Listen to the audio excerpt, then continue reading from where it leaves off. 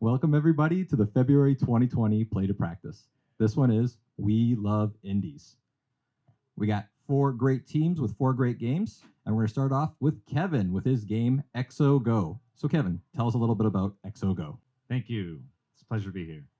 I'm Kevin Sheaves. I'm developing X.O Go under Studio Backpack. It's a traditionally inspired 2D platformer. It's a speedrun challenge designed to make speedrunning more accessible for people who are fans of the sport, but might regard it as too much of a hardcore practice. It's an accessible point of entry for 2D platformer speedrunning.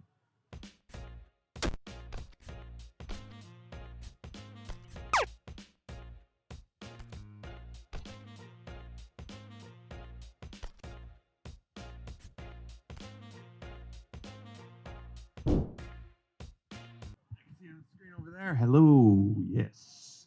My name is Antonio. I am the lead developer producer of DEPOWER under Mega Power Games. It is a dragon feeding party platformer where the winners are punished by the losers.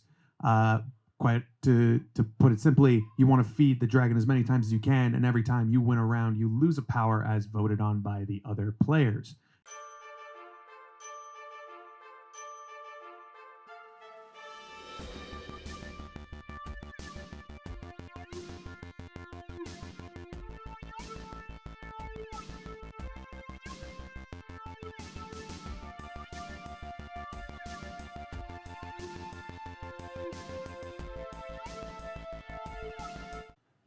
Hello, Internet. My name is Robert Bava.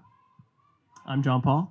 And we are the creators of Shwip. It is a twin-stick shooter with an emphasis on weapons and abilities. So you have to outlive, outplay, and outlast all your geometric foes. They absolutely demolish you with, all these particle effects and just crazy amount of fun. We have a bunch of teams, team sports, Shwip ball. It's like a air hockey kind of thing.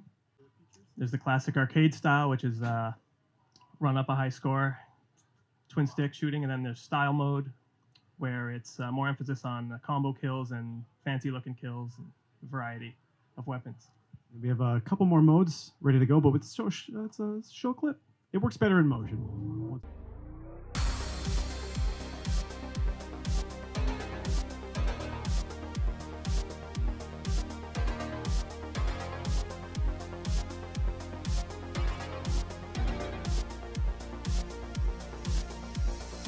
Hi there, I'm Orie Falconer. I'm the co-designer and sound designer on Mighty Fight Federation. It's a 4-player competitive arena fighter, kind of inspired by the classic arena fighters from like the Dreamcast era, but we wanted ours to have a lot more like deep combo potential, deep move sets, kind of like flip the script on the arena fighter genre, take it kind of something that's more of a party game first, fighting game second, kind of flip it to the opposite paradigm. We have 11 playable characters, a bunch of stages, an amazing soundtrack, and we are out on early access on Steam currently.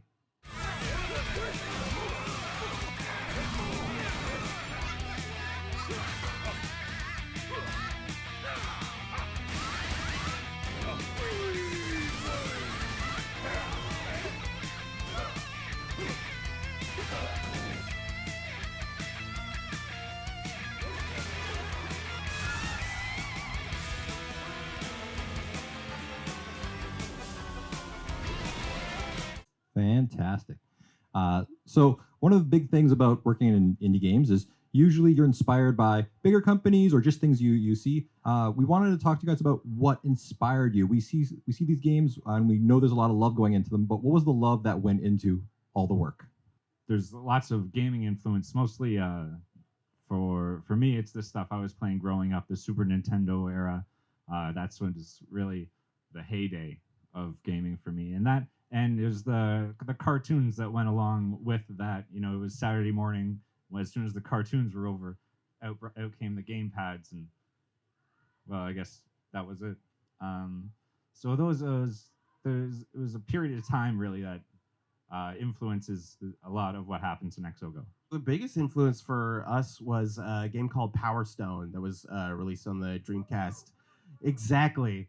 Uh, so we were like everyone on the team, like my co-developer Julian Spillane and myself are big fighting game fans. I'm a big Marvel versus Capcom kind of person, and we play like Street Fighter and Killer Instinct and all sorts of things.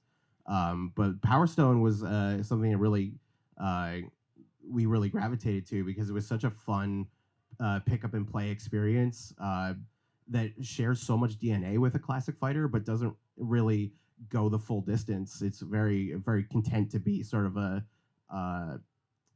party game at heart, and we wanted to kind of revive that genre and give it sort of a unique twist. Our biggest inspiration, it's probably easy to spot if you're familiar with Geometry Wars. That's a game we both love playing. There we go. If anyone doesn't know the history of Geometry Wars, it was a built-in game to Project Gotham Racing 2. So in that game, you had a really sweet garage where you can kind of walk around in first person, and then if you go into the corner of a room, there's an arcade cabinet. You go in and you can play the first gen Geometry Wars, and it turns out it was the sound designer's mini project, like his own little indie Skunkworks game within Bizarre Creations game, and you play that game, and then I think we kind of bridged for Shwip. We bridged Project Gotham and Geometry Wars together because with that game you would drift and get kudos for playing with style. So it's kind of like you're almost dancing with the controller once you get really good at playing Shwip. For me, there were a lot of sort of different factors that went into the development of DEPOWER, but the initial inspiration was not from a game, but from a TV show.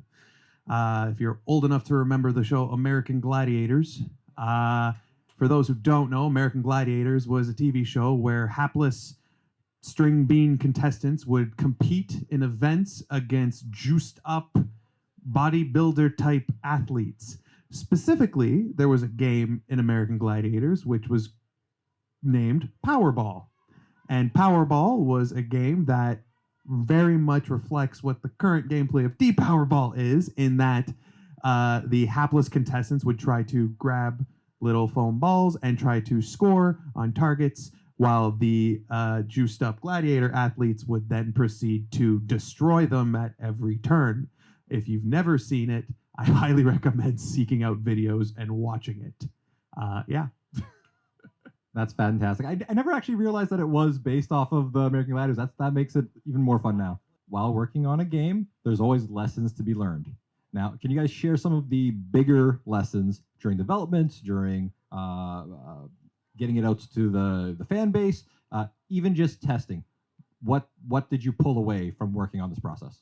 Testing is king, in that the more people you can get to play your demo, to play your prototype, to play whatever you have, the more likely they're going to find something that you couldn't even find yourself. I've been lucky enough, and I actually did the math, I've been lucky enough to have currently through this development process over 3,000 play testers overall through the various events that I've been lucky enough to go to. And every time I go to an event, there's always a new bug or a new mechanic that either is, yeah, exactly, game day bugs that happen that it's just like, didn't think about that. So, always be testing, whether you're on your own. If you can figure out methods to make testing easier for yourself, it will really help you in the long run.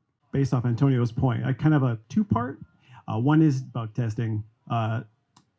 JP will probably tell you later, like we're usually merging our repos at the beginning of the day. Not the best thing to do, but always do it night before, so you come into these things nice and relaxed. Secondly is, like, I'm a designer by trade. I build sites and software for people. You get immediate responses when someone takes a controller in your hand and goes, I don't know how to do this. You might think you know what you're doing, but when you're in that little bubble of designing something, you really need to expand out and talk to people, right? The second thing is, you can have the best game in the world. If nobody knows about it, you're essentially dead in the water. So, and this is one of our lessons, probably one of the clips later on, is interact with your community, build your own community, right? And then success will come from that. Definitely agree with a lot of those. Like, for us, the biggest thing was just prototyping is so important for just really finding the fun factor. Weirdly enough, like the way I've described Mighty Fight thus far, we actually didn't start life as a fighting game. was actually more closely related to Saturn Bomberman. Was kind of where we started, but then we just kept messing with things, and once we found like our wall bounce mechanic and just seeing how fun that was, we just kind of added in more and more fighting game style things to get those wall bounces happening more and more often. And then eventually we just realized like we're making a fighting game. We might as well just go all out on it. So it was just really important for us to really spend the time to just really find what was fun about where we were starting, and to not be too afraid to pivot into like a completely different direction if it just starts to feel right. I can relate strongly with everything you just said, that sometimes the game decides what it wants to be, and you have to follow its lead, more or less. My biggest lesson learned is the benefit of good practices. You don't want to leave things half done or in a big mess, so that if you have to step away from the project for a couple of weeks or whatever, when you come back to it, you have to be able to find out where you were. And if you were in the middle of something, it's like you have to stay up to the rest of the night until you get it finished, because you can't always leave these things half done.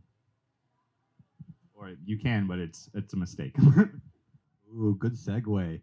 It's a mistake. You learned a lot of lessons. Where'd you happen to learn some of your lessons? Having a classical education, a training in background in this industry is absolutely imperative. And you also have to be able to learn on the fly while you're doing, because half the time, whenever you're doing whatever you're doing, you're learning how to do it while you're doing it.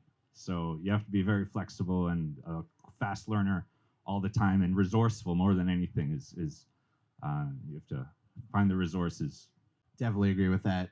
I think for us, like I guess my biggest regret was just being not as prepared for community building from like a social media stance just at launch. We really wanted to go into that with like a big backlog of things to be ready to share, and I've kind of taken sort of the temporary mantle of community manager of just trying to get as much out like daily. But yeah, it just, because we're just such a small team, and things have to get done. We were, I guess, just not as prepared to keep up with momentum sometimes, and I think having a really concrete plan going into that is super key. One regret I've had is not having a clear enough vision of what you want the game to be in the beginning. It just makes so much more. You end up losing so much work you put into it. You take features out or realize it's not going to be exactly what you wanted. You have new ideas, and it takes so much more of your time and so much effort. And it feels like it's you're always sad to see it go too.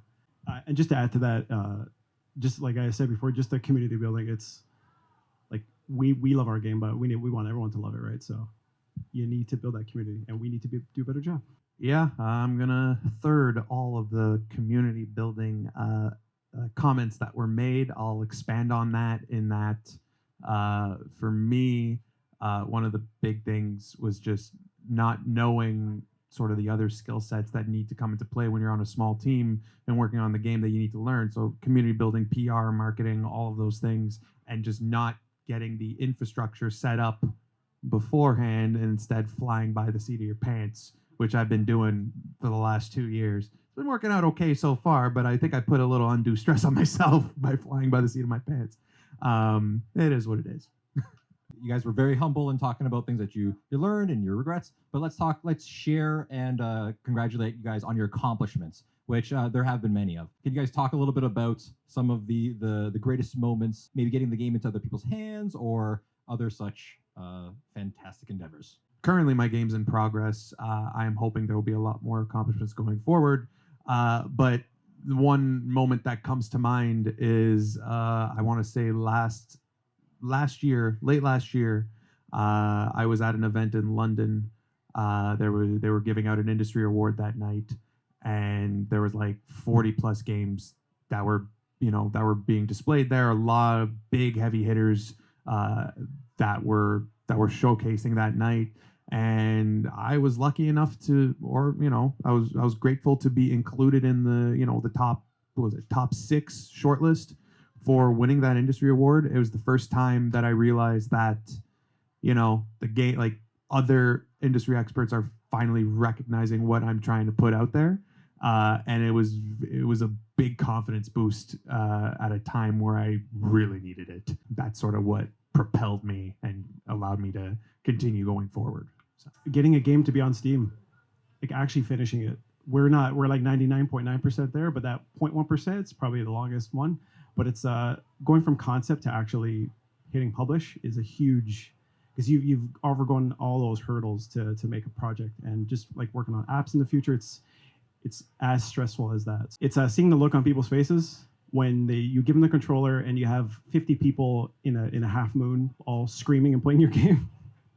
Like it's amazing, right? So if we can give joy to someone, I think it makes all the work worth it, right? Definitely like share the same kind of sentiment. Like we taken our game to a lot of like the fighting game circuit events like Combo Breaker and Evo, and just like that was sort of the first test of like, are we on the right track with this, or is this gonna completely get blown out? Because that community does not mince words, and just seeing people just like kind of turn their heads and like really embrace it for what it was like such an amazing feeling, an amazing moment. I'm very proud of what we've accomplished with this game and the state that it's in, even in its earliest days. One of the biggest things for me was just as a result of developing this game, one of the composers that worked on this game was Manami Matsumai. It was the composer of the original Mega Man,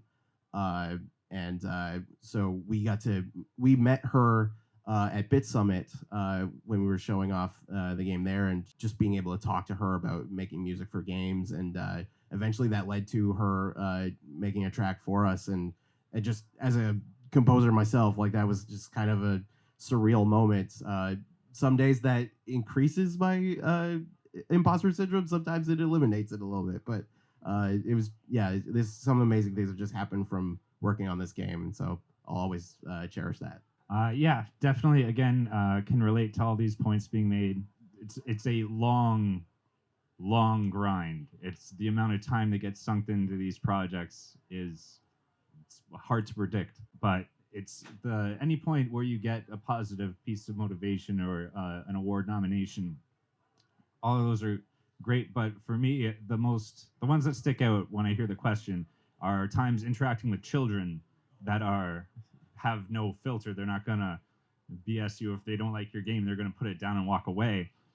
But when you get a kid hooked and the parents need to pull them away from your game, that's really, it's honest, and that it's a good sign. I want to talk to that because I remember one particular instance. I think it was with the Hand-Eye Society at the Comics X video games. In Mississauga Library. There was a little kid playing the game. And while he was playing, he's like, "Dad, I can't do this. It's too hard." The dad came over, was playing the game for a little bit. And the kid's like, "Oh, you got me through. Okay, let me try." And the father's hand was right on the kid's head and just pushed him a foot back. That's why I invited Kevin to this 100%. Because when you have a game that is promoting neglect to children, you know you did something correct.